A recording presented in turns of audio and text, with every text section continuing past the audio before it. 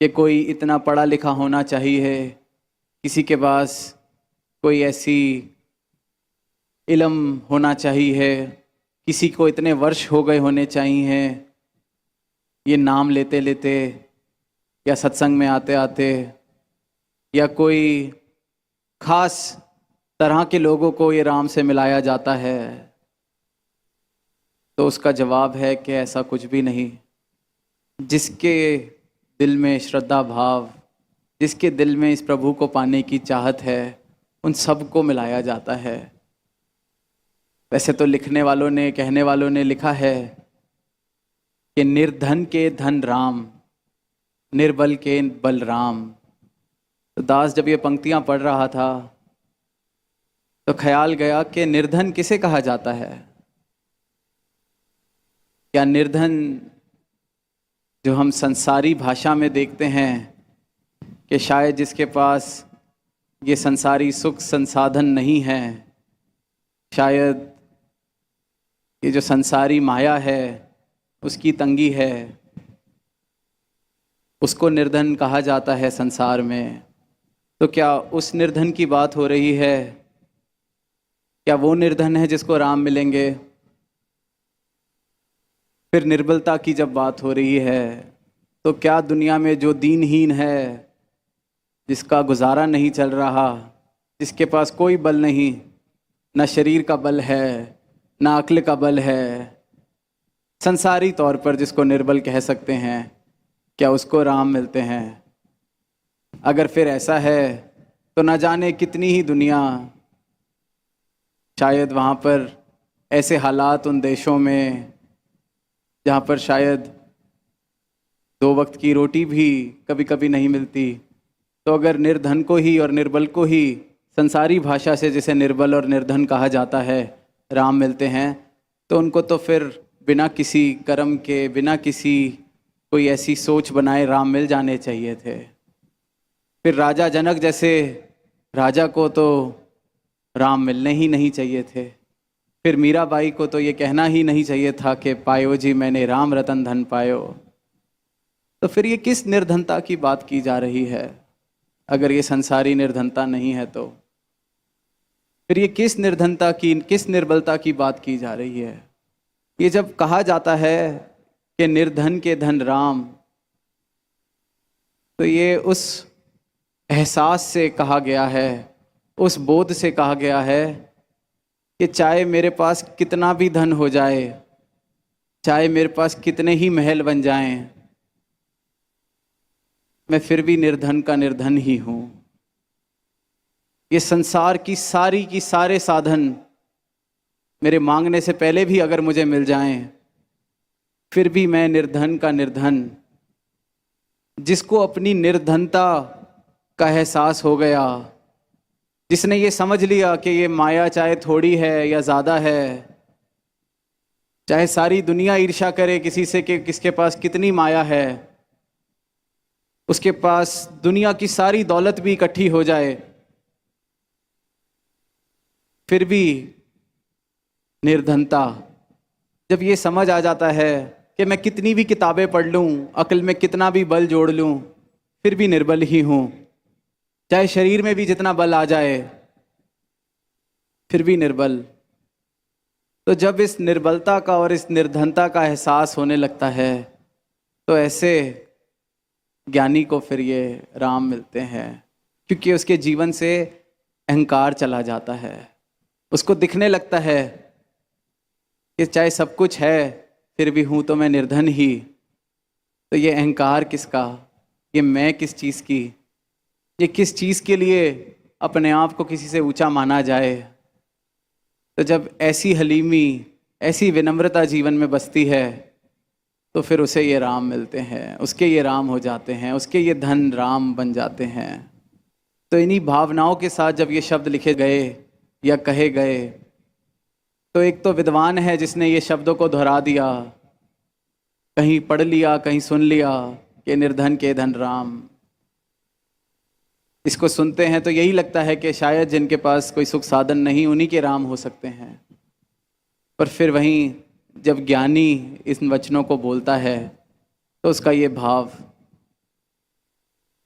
कि हे प्रभु, मुझे जितना भी आपने दिया है सब आपका दिया गया, मेरा इसमें कुछ नहीं, मैं तो निर्धन का ही निर्धन हूँ।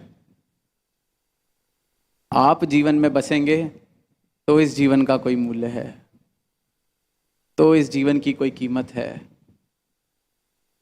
तो इस प्रकार से निर्धनता का और निर्बलता का एहसास जब होने लगता है, समझ आने लगती है कि ये क्या अहंकार, किस चीज़ का अहंकार, ऐसा क्या है। 5 तत्व का शरीर मिला है मुझे भी, जो हर एक इंसान को मिला है। कोई अनोखी बात नहीं, परमात्मा ने एक जैसा बनाया है। हाँ, कुछ कारणवश हो सकता है कि मुझे अच्छे इल्म, अच्छी पढ़ाई करने के अवसर मिल गए, हो सकता है कि मुझे ऐसी अपॉर्चुनिटीज़ मिल गई कि मैं संसार की दौड़ में कहीं आगे किसी नंबर पे खड़ा हो गया, बिल्कुल हो सकता है, और वो उससे कोई परहेज़ भी नहीं। जब राजा जनक को भी ज्ञान हुआ तो उन्होंने गुरु अष्टावक्र से कहा कि अब फिर ये राज्य का क्या करना है। तो उन्होंने कहा, पहले इसको कैसे चलाते थे? तो कहते, पहले मैं अपना मान के चलाता था कि राज्य मेरा है, पर आपने जब ये ज्ञान दे दिया है तो अब समझ आ गई है मेरा तो कुछ है नहीं, तो अब फिर करना क्या है इस राज्य का? तो गुरु अष्टावक्र ने कहा कि अब तुमने इसको मेरा मान के चलाना है, कि गुरु ने तुम्हें दिया है। तो उसने चरणों में सर रखा कि आपने तो असली मतलब क्या है भक्ति का ये समझा दिया। भागने का तो नाम है ही नहीं भक्ति। और फिर जो राजा जनक के भाव हुए, कहते जब तक अपना समझ के चला रहा था फिर भी मैं शायद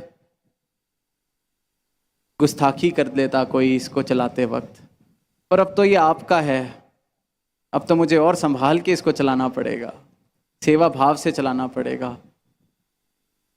तो ये भाव, ये जितना भी धन दौलत बल प्रतिष्ठा सब मुबारक है, ये संसार में आए हैं, गृहस्थ में जिएंगे, तो इन सब चीज़ों को कमाना मुबारक है, पर इस एहसास के साथ, इस बोध के साथ कि मैं ये बल, मैं ये प्रतिष्ठा, मैं ये धन, मैं ये नहीं हूँ।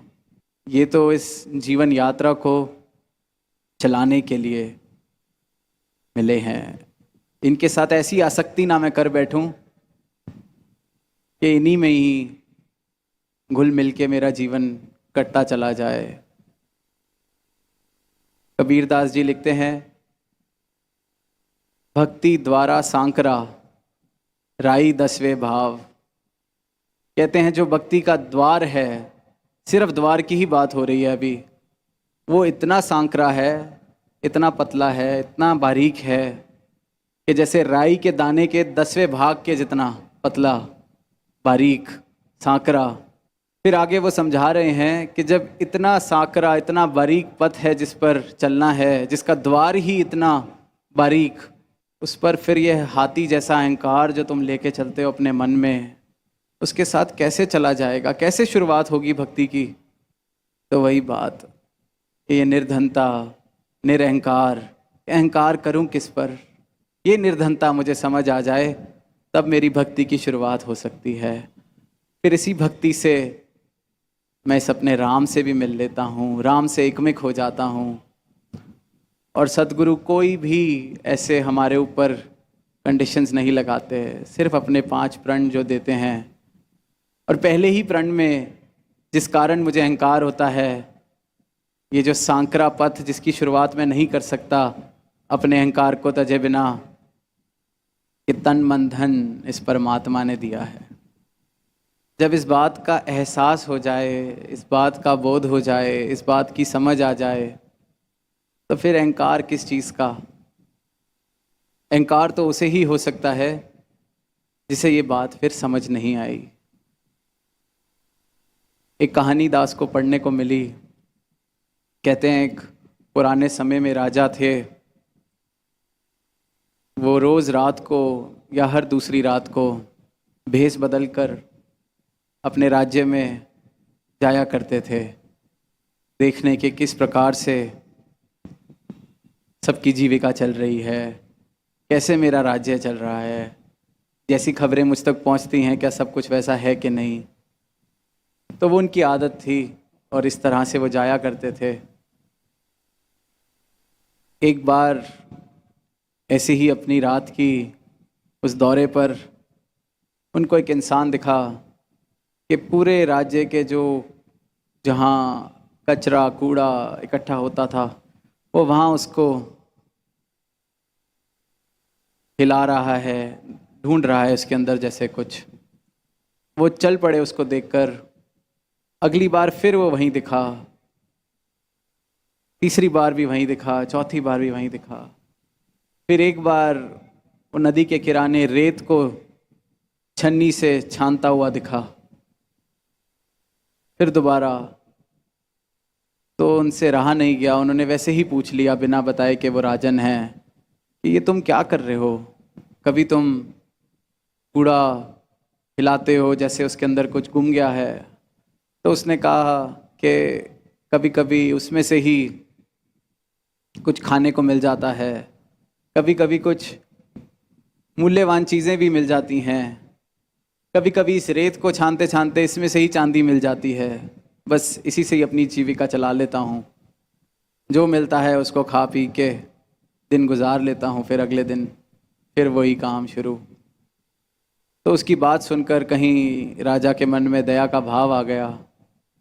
तो उसने अगले दिन जहाँ वो कूड़ा अपना रखते थे शहर का, और वो उसको पता था कि ढूंढने आएगा, तो वहाँ उसने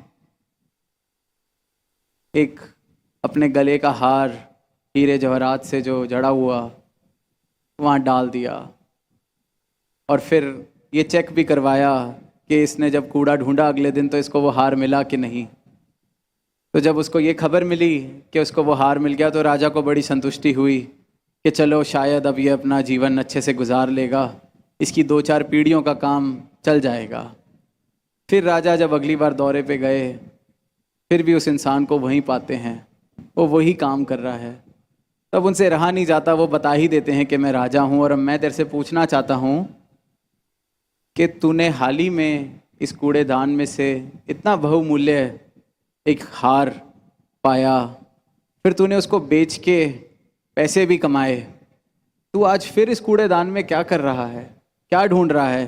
तेरी तो 3-4 पीढ़ियों का काम चल जाएगा, इतना महंगा वो हार था। तो वो आगे से कहता है कि जिस कूड़ेदान में से मुझे इतना बहुमूल्य हार मिल सकता है तो उसको फिरोलना, उसको ढूंढना मैं छोड़ूं कैसे? अब तो मैं रोज़ करूँगा। जिस कूड़े में से मुझे ऐसा हार मिल गया उसको मैं कैसे छोड़ूं? और वो उसको समझा रहा है राजा आगे से कि ये तू कैसा जीवन जीना चाहता है, वो हार मैंने दिया था, ये तू कर क्या रहा है? पर उसके तर्क के आगे राजा भी शांत। और फिर राजा जब घर लौटते हैं उस रात तो अपनी रानी से कहते हैं, ये सारा अनुभव अपना उनके साथ शेयर करते हैं। वो कहते हैं कि उसके उसके तर्क के आगे मैं तो उसको नहीं समझा पाया, पर उसकी हालत देख के मुझे कुछ ज़रूर समझ आ गया है कि उसके और मेरे जीवन में कुछ ज़्यादा फर्क नहीं है। वो ये पदार्थ ढूंढ रहा है, हार वगैरह, मुझे परमात्मा ने सब कुछ दे दिया है, फिर भी मैं भी अभी और की दौड़ में ही चल रहा हूँ। कुछ और मिल जाए इस जीवन से, कुछ और मिल जाए इस जीवन से, लेकिन हाथ पल्ले मेरे भी कुछ नहीं आया। 60-70 साल की मेरी उम्र हो गई है, राजपाट सब कुछ है, पर हाथ तो मेरे भी कुछ नहीं आया। मौत के मैं करीब हूँ पर हाथ तो मेरे कुछ भी नहीं आया। उसके जैसा ही हाल है, उसके हाथ भी कुछ नहीं लग रहा उस कूड़े में, फिर भी ढूंढ रहा है उस कूड़े के अंदर रोज़ कुछ मिल जाए। लेकिन मैं तो राजा हूँ और मैं भी ना समझ कि इसी जीवन को जिए जा रहा हूँ, राजपाट बढ़ाए जा रहा हूँ, पर जब रोज़ रात को सोता हूँ तो लगता है हाथ पल्ले तो कुछ लगा ही नहीं। तो ये एहसास, ये निर्धनता का एहसास, बस ये जब भाव आता है कि जो ये निर्धन का जो धन है वो परमात्मा, कि जिसको ये समझ आ गया कि सब कुछ इकट्ठा भी कर लिया तब भी निर्धन ही हूँ, तो ये परमात्मा जीवन में बस जाता है। साथ संगत, कहने के लिए बहुत जगह बहुत कुछ कहा जा चुका है। लिखने के लिए, पढ़ने के लिए अनेकों शास्त्र हैं, अनेकों किताबें हैं। आजकल तो इंटरनेट पे जिस भी कवि का, जिस भी संत का, जिसका भी जीवन पढ़ना है, व्यक्तित्व पढ़ना है, पढ़ सकते हैं। जिनकी सिखलाइयाँ पढ़नी है, पढ़ सकते हैं। पर पढ़ने लिखने से अगर तो मेरा सिर्फ और सिर्फ ये विद्वान मात्र मेरी जो ऊंचाई है वो ऊंची होए जा रही है कि मैंने इतनी किताबें और पढ़ ली हैं, मैंने इतने संतों के जीवन को अच्छे से उनके ऊपर रिसर्च कर ली है, इतनी मैंने दोहे पढ़ लिए, इतनी मैंने वेद पढ़ लिए, इतने मैंने शास्त्र पढ़ लिए। वो सब बहुत मुबारक है, पर मेरे जीवन में भी परिवर्तन आ जाए। मैं भी कहीं इस संसार में जो यात्रा करने को मिली है, कहीं ऐसा जीवन ही ना जीता चला जाऊं कि हाथ पल्ले तो कुछ लग नहीं रहा, फिर भी कोई बात नहीं, कल दोबारा करेंगे, कल दोबारा करेंगे। करते करते ना जाने कितने संत ये मैसेज दे दे के, ये पैगाम दे दे के कि ये आनंदमय जीवन बना लो। सिकंदर की भी हमने ना जाने कितनी बार ये मिसाल कि मेरे हाथ बाहर निकाल के मुझे लेके जाना जब मेरा जनाजा निकालो। ये कहने को, सुनने को बातें इतनी बार सुन ली गई हैं कि शायद सुनने में अब बचकानी भी लगती हैं। मिसालें बचकानी इसलिए ही लगती हैं क्योंकि जो भाव है वो जीवन में नहीं उतरा। अगर वो समझ, वो गहन समझ आ जाए तो फिर जीवन जीने का अंदाज ही बदल जाता है। और यही अंदाज सद्गुरु प्रदान करते हैं। यही जीवन जीने की कला सद्गुरु मेरे जीवन में मुझे देते हैं। अपने ब्रह्म ज्ञान को देकर पहले मेरी आंखें खोलते हैं, दिखाते हैं जिस राम को तू आवाज़ दे रहा है उस राम के पहले दर्शन कर और अब भक्ति कर। लेकिन साथ साथ ये भक्ति का द्वार ही इतना बारीक इन्होंने बनाया है कि थोड़ा सा भी अहंकार इस द्वार पर, इस पथ पर साथ नहीं चल सकता। मुगल हिंदुस्तान के समय के एक शायर हुए, लगभग इसी प्रदेश में कहते हैं वो रहे, तो उनका एक शेर कि हस्ती अपनी हबाब की सी है, ये नुमाइश शराब की सी है। ये जो हस्ती है हमारी, ये एक हबाब जैसी है। हबाब कहते हैं बुलबुले को, कि ये बुलबुले जैसी एक